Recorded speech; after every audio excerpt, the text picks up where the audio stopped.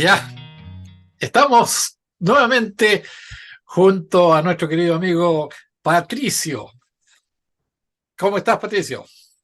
Muy bien, muy contento en un Estocolmo que está bajo una intensa lluvia en estos precisos momentos que estamos grabando este programa. Así es, Y está lloviendo por todos lados. sí, a mí me gusta mucho la lluvia, así que Hay que contento. recoger la ropa. Está lloviendo, me acuerdo de eso. Ah, sí, sí, sí, Ah, cuando bueno, yo Patricio, también. un gusto estar nuevamente junto a ti acá, junto a nuestro programa. Eh, la verdad que debemos continuar con lo que prometiste, Don Quijote de la Mancha. La vez pasada Sí, hablaste efectivamente. del autor mismo, Miguel Cervantes, y ahora vas a hablar del libro en sí. No creo que todo, pero una parte, digamos, sintetizando de alguna otra forma. ¿Qué nos traes Sí, con respecto a eso? bueno, primero que nada quería empezar con una pequeña reflexión, cortita nada más. Es que antiguamente los que llevaban la gestión cultural eran los viejos de la aldea que transmitía la información por vía oral de padre a hijo, pero eran los viejitos en esa época de 60 años, porque antiguamente vivíamos muy poco, ahora la gente de 60 años son unos jóvenes, pero antiguamente no era así. Y después, con la llegada de la palabra escrita, los que llevaron la acción cultural eran los adultos que tenían los ojos buenos, los que sabían leer y les leían. Y hoy por hoy, la acción cultural con estos aparatos son los jóvenes, los que no tienen mucha experiencia empírica, los que la llevan. Y tenemos toda una, una, una realidad más rápida, ¿no? Y eso es lo que hace un poco difícil a la gente de leer, porque los libros en sí significan un proceso más lento. El cerebro el que pone los colores, el cerebro el que pone, sin que uno se proponga, pero es así, los paisajes. Y a veces, si yo leo el Quijote de la Mancha y usted lo lee, usted se puede imaginar un río diferente al río que me imagino yo. Pero hay que volver a eso, hay que volver a los libros, hay que volver a hacer a nuestro cerebro un trabajador. Y con esta pequeña reflexión comienzo con el libro El Quijote de la Mancha, escrito en el año 1605. Sino el primer Quijote, el segundo fue escrito en 1615, 10 años después. Bueno, usted estaba hablando de sintetizar y es muy difícil sintetizar eh, el argumento de esta novela en pocas frases debido a que ocurren muchas cosas, una infinidad de aventuras y sucesos, pero su acción principal está constituida en tres viajes. En el primer Quijote tenemos los dos primeros viajes y en el segundo Quijote tenemos un viaje a Barcelona, es decir, la historia sucede en La Mancha, en Aragón y en Cataluña. Tenemos a un caballero que anda buscando aventuras para merecerse el amor, para merecer el amor de su amada Dulcinea del Toboso, que según él es una dama, una princesa de un castillo, pero en realidad se llama Aldonza y es una campesina que trabaja criando chanchos. Bueno, este caballero, algunos no lo saben, este caballero manchego, este hidalgo, se llama Don Alonso de Quijano y leyó tantos libros de caballería tenía en su habitación que terminó enloqueciendo este caballero. Y bueno, el libro comienza, se lo explico rápidamente, el libro comienza cuando este señor enloquece, se hace una armadura de caballero bastante rústica y sale a buscar las aventuras que el destino le tiene deparado. Pero se encuentra con, bueno, primero creyendo que está en un castillo, va a una posada bastante humilde y confundiendo o tornando al posadero al dueño de la posada por rey, le pide que lo ordene caballero y el tipo entendiendo que no está muy bien de la cabeza, este señor lo convierte en caballero, pero luego le piden que se vaya. Y ahí tiene alguna aventura, se enfrenta a un terrateniente que está golpeando a un pobre trabajador que le perdió una oveja. después se enfrenta a unos mercaderes que lo dejan muy apaleado y tirado en el camino, y ahí lo encuentran unos amigos y lo devuelven a su morada donde lo espera su sobrina y la sirvienta, quienes le queman todos los libros. En la segunda salida, él ya convence a un señor que se llama Sancho Panza, que vendría a ser un labrador humilde que vive al lado de él, y lo invita a salir a buscar aventuras y le promete que le va a conseguir tierras y dominios y tal vez un reino. Y este señor, que no es un señor de muchas luces, de mucha sal en la mollera, le cree y parten juntos a por las aventuras. Ahí más o menos podría eh, dar inicio o darle ciertas luces sobre cómo comienza el libro y bueno, las interpretaciones de lo que significa de a quién representa el Quijote de la Mancha y a quién representa Sancho Panza son variadas. Sí. Eh, Eh, son variadas. ¿A qué te refieres? A ver, por ejemplo, hay ciertos comportamientos eh, extraños, quizás un poco difícil de entenderlo, a lo mejor, no sé. sí, bueno, en estos libros, en este tipo de libros, se marca mucho el origen social de los personajes y por lo tanto tienen diversas características. Pero en sí, el Quijote de la Mancha representa el idealismo, de alguna manera, esa idea grandilocuente que tenemos nosotros en la cabeza de las cosas, lo que nos imaginamos que va a suceder, lo que queremos para nuestra vida y Sancho Panza, en cambio, no tan espigado, sino gordo, rechoncho, algo feo y muy ignorante y con harta hambre, él representa la realidad, esa realidad que muchas veces es más tosca y que nos negamos a ver. Es decir, el Quijote de la Mancha y Sancho Panza representarían esas dos corrientes que viven dentro del ser humano y que tiene que estar en equilibrio porque si no se nos desordena el asunto. Es decir que Sancho representa el apego a los valores materiales, mientras que Don Quijote ejemplifica, o sea, de alguna manera entrega a la defensa de un ideal, o sea, más que nada de esa forma en lo que la representación que hace la obra. Muestran la complejidad de la persona en sí, el materialismo o Exactamente. materialista, e idealista a la vez. O sea, y ahí hay que encontrar el equilibrio. Y eso parece la parte emocional, digámosla, y la parte material, de una u otra forma, se despega de una a la otra. A veces, y ahí es donde está la lucha, digamos, y bueno, ¿y qué valores representa Don Quijote y Sancho Panza? Digamos, Bueno, fuera de eso que hemos dicho, ¿de qué valores?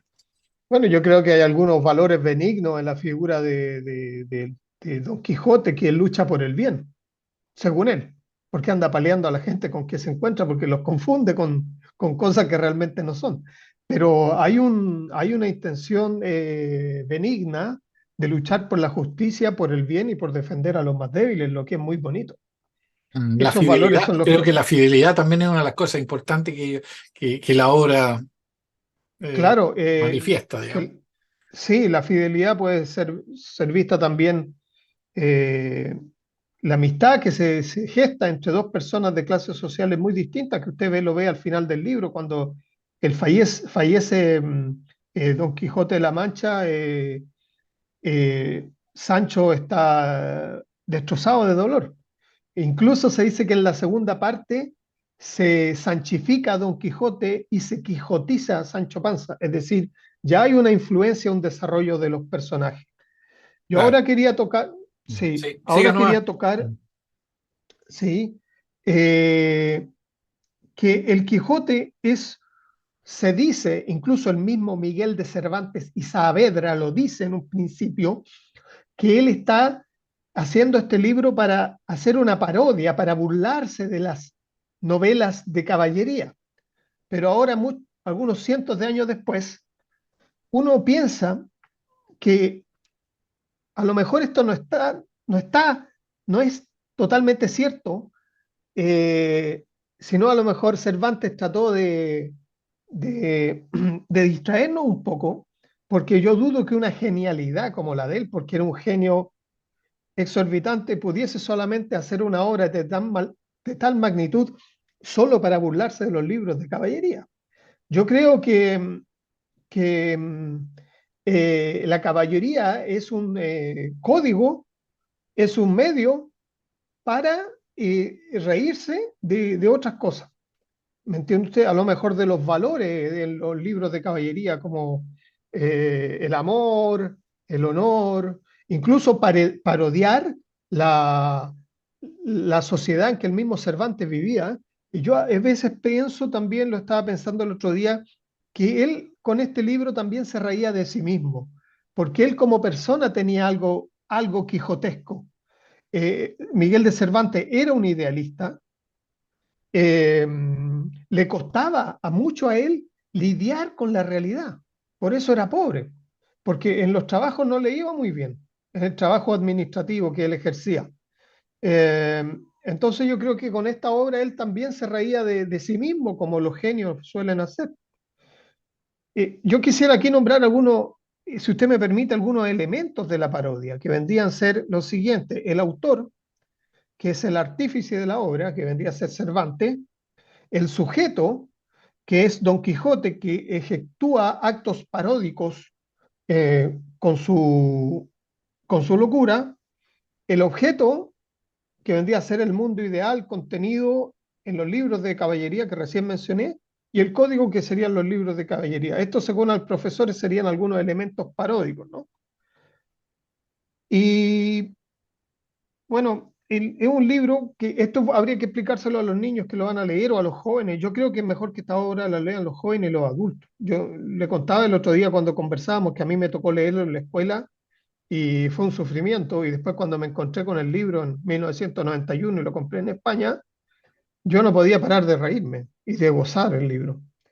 Eh, y bueno, y acá tenemos un personaje que vive en los años 1600, pero como está loco está anclado en los 1300, en la Edad Media, en la época feudal. Recordemos que en el 1600 ya hay otros tipos de estados nacionales que tienen el monopolio de la fuerza, y las iniciativas privadas de la administración de la justicia, como esos caballeros andantes que van a salvar a los buenos de los malos, están ya prohibidos en esa España. Entonces el Quijote se quedó pegado en un tiempo que pasó hace mucho. Hay profesores, como le decía usted, que, que dicen que el Quijote es una crítica o una parodia hacia el idealismo, que quien vive de espaldas a la realidad la va a pasar muy mal. Pero como lo nombramos hace un rato, hay que tener equilibrio entre lo uno y lo otro. El idealismo es muy bueno para empezar una empresa, cuando yo digo una gesta, un trabajo, lo que sea. Hay que tener idealismo, porque el idealismo nos da esa, ¿cómo se dice? Ese empuje para hacer cosas. Pero para realizarle las cosas, cuando ya estamos arriba del caballo, ahí tenemos que tener un sentido de la realidad para que las cosas nos salgan bien. Incluso este mismo programa, hace un rato tuve problemas con la internet y me tuve que cambiar de pieza porque aquí está la internet mejor, pero el sonido no es muy bueno. Esa es la realidad. La realidad a veces tiene sus propios designios. En el mismo mundo del cine también pasa lo mismo, que está por un lado el director, el actor y los escritores, que son unos soñadores, pero necesitan de un productor que tenga los pies en la tierra, que vea cuánto cuestan las salas, que cómo llegar a las locaciones, que se consiga la gente el sonido, ¿me entiende usted? Es la dualidad entre la realidad y el idealismo. Una Y pregunta, quisiera yo hacerte una pregunta. De alguna manera tú tocabas el tipo de relación que hay entre Don Quijote y Sancho Panza, de alguna u otra forma. ¿Cómo lo podrías tú eh, trasladar a este tiempo? Según algunos dicen que puede ser como un revolucionario, un progresista, o un anárquico, para ponernos un poco en la actualidad. ¿Qué opinas? Sí, tiene razón. Yo lo veo más que nada como un idealista. Yo no sé si como un revolucionario, porque el Quijote sale a andar a caballo, a galopar, en pos de un ideal que él era el oficial en la época feudal. Él a lo mejor lo que sí es a lo mejor es algo anarquista y, y un hombre que quiere luchar por la justicia, no sé, un idealista. Eh, sí, en realidad los personajes son atemporales, pero el Quijote está escrito, recordemos, en una fecha específica, entre 1605 y 1615. Y a esa fecha específica y a los valores que reinan en esa época, según Cervantes, a eso se debe. Ahora Cervantes, pues, era un tipo que yo creo que tenía una amargura dentro de sí. A veces pienso, es porque él luchó tuvo ideales, defendió a la cristiandad católica en contra de los turcos, que le quedó una mano inmovilizada, fue un tipo que andaba trabajando duro, que escribió y fue famoso, y sin embargo España lo tenía en la miseria. Entonces yo creo que había una frustración también. Y ahí puede que usted tenga razón, ya había un deseo de cambio en su personaje, de cambiar el entorno. Eh, eso, Mira, eso, mira, una pregunta. Tú hablaste ya del autor de Cervantes, el programa anterior, aquellos sí. que están viendo el programa hoy día pueden ir a YouTube y ver, marcar Acuarela Latinoamericana, escribirlo y puede ver tus programas, digamos, o todos los otros programas que quieran, están ahí. Quisiera hacerte una pregunta que siempre sale, y es como un clásico cuando hay competencia literaria o digamos, a veces concursos.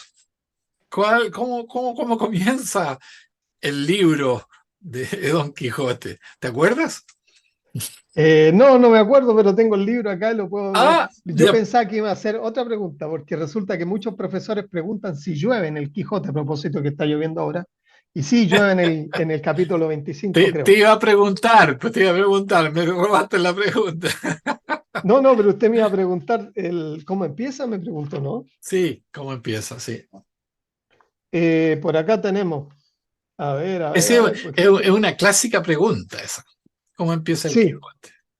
ahí Ahí está lo- borroso, ahí estamos, bueno, empieza de la siguiente y hermosa manera, dice. En un lugar de la Mancha, de cuyo nombre no quiero acordarme, no ha mucho tiempo que vivía un hidalgo de los que lanza en astillero a darga antigua, rocín flaco y galgo corredor. Así empieza.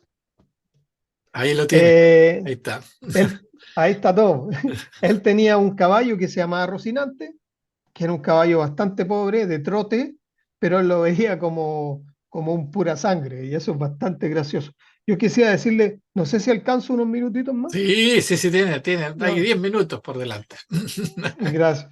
Me parece también que Cervantes dice que la novela se trata de una cosa, pero se puede tratar de varias. Yo creo que él quería criticar también el entorno de la España de la época, y también las injusticias que se daban. Me parece que él es muy valiente porque en la novela de Cervantes se ve, por lo menos yo he leído, que apalean curas. O sea, que estén agarrando a palo a unos frailes en una época en la época de la Contrarreforma, en que la Iglesia Católica tiene mucho poder. Me parece que Cervantes tenía, como va a decirle bien, era bien valiente, a decirlo de una manera fina. Eh, y eso hay que nombrarlo. Se dice también de que el Quijote es, es un libro de libros. Es el segundo libro más publicado en la humanidad después de la Biblia. Nótese. Ahí está la novela bizantina, que es novela de aventuras. Tenemos también la novela pastoril, que es novela de amor de entre pastores. En el Quijote hay una historia de una hermosa pastora que se llama Marcela y que los tiene a todos locos. Y también está la novela morisca, que si alguien me corrige si ese no es el nombre, pero me parece que así es, que es el amor entre personas de distinta religión. Y hay como 10 géneros más. 10 novelas más. Perdón, me atoré. Y eso que algunos intelectuales de la época escribían en contra de las novelas de caballería. Disculpen, en mi teléfono, estamos en esta época avanzada y mi reloj habla. Que los intelectuales de la época, digo yo, eh, tenían a mal haber a las novelas de caballería por tres razones. Decían que eran inmorales porque enseñaban obscenidades, decían que eran poco lógicas porque solo describían absurdos, y por razones estilísticas, según los intelectuales de la época, estaban mal escritas y distraían a la gente y le perturbaban la razón. El Quijote de la Mancha tuvo tal éxito que cuando salió, que fue conocido en todos lados, por lo menos en Inglaterra, en Italia y en Francia se hizo muy conocido. Cervantes estaba vivo cuando ya estaba traducido el Quijote. Y los franceses no entendían cómo era tan pobre Cervantes. Y en el 1614 apareció un Quijote falso incluso, el Quijote de Avellaneda, que no lo escribió Cervantes, que lo escribió un tal Avellaneda, nunca se supo quién fue, pero sí se supo que el gran enemigo de Cervantes, Lope de Vega, habría escrito el prólogo. Pero, Pero ¿y cuál era la diferencia? ¿Había alguna diferencia? sí, es que Quijote y Sancho se van para Zaragoza, creo, y diferencian, sí, bueno, el tipo escribía bien, todos dicen que el Quijote de Avellaneda está muy bien escrito, pero evidentemente no está a la altura de Cervantes, y esa sería la gran diferencia. Y el asunto también es que esto desvió un poco la historia, porque en el segundo Quijote, Cervantes iba a hacer una historia de un viaje por Zaragoza y otros lados, pero como esos viajes los tocaron en el Quijote falso de Avellaneda, él lo cambió para Cataluña. Y por eso es que en el segundo Quijote, el Quijote y Sancho Panza se van para Cataluña. En, fue de un gran éxito el libro número 2, pero estas historias no suelen terminar muy alegremente, y Cervantes no alcanzó a ver este éxito porque murió al año siguiente, un 23 de abril, me parece, de 1616, el mismo día en que murió otro escritor muy conocido que se llama William Shakespeare, que las gentes en las escuelas acostumbran a decir que Shakespeare es a lo anglo lo que Cervantes es a lo hispano, pero lamento decepcionarles con decirles de que no hay nadie tan grande como Miguel de Cervantes y que según mi humilde opinión, Shakespeare no le llega muy cerca. Una de las cosas que las críticas o los alcances que se hacen con respecto a- al Quijote en sí es la parte utópica. La utopía es bonito, la utopía uno debe mirar ese horizonte utópico que hay, que allá está, y ir quemando etapas. ¿Qué te parece a ti ese tipo? ¿Es así? Me parece su opinión bastante acertada. Yo creo que la utopía uno la tiene que llevar dentro, el deseo, el idealismo, para partir hacia un camino. Es necesario, es parte de nosotros, un relato hacia un mejor devenir.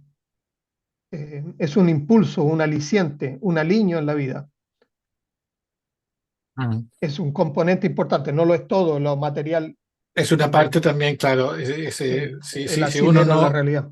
claro, si uno viviera el momento, hay que vivirlo, claro, pero tiene que tener metas, y esas metas a veces son inalcanzables, a veces son imposibles, pero sigue uno, y es lo que manifiesta el libro en sí, esa lucha constante. ¿Ah? Hacer camino al andar. Claro, A lo mejor el camino es la meta. claro. O sea, el camino es lo que nos hace falta. ¿Tienes algo más? Resumiendo un poco más. Eh, bueno, resumiendo un poco más, nada más que recordar la trascendencia que tuvo el Quijote en la literatura británica incluso.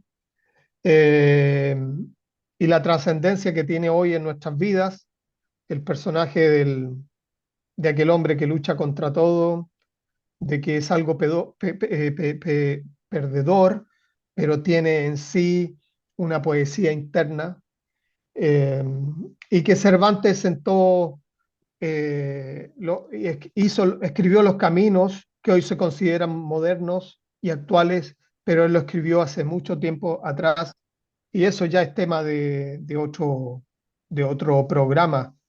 Eh, y yo estoy muy contento con participar en este programa porque considero que nos da un objetivo y el hombre tiene que tener, la persona, el ser humano tiene que tener un objetivo en la vida.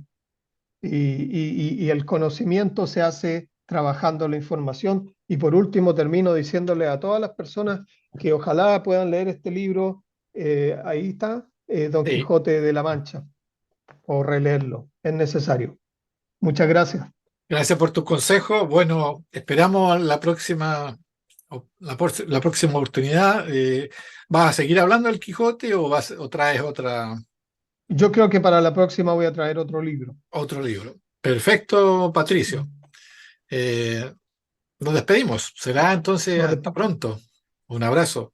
Y todos ustedes, ese caluroso abrazo fraternal de mi parte. Hasta pronto. Chaito.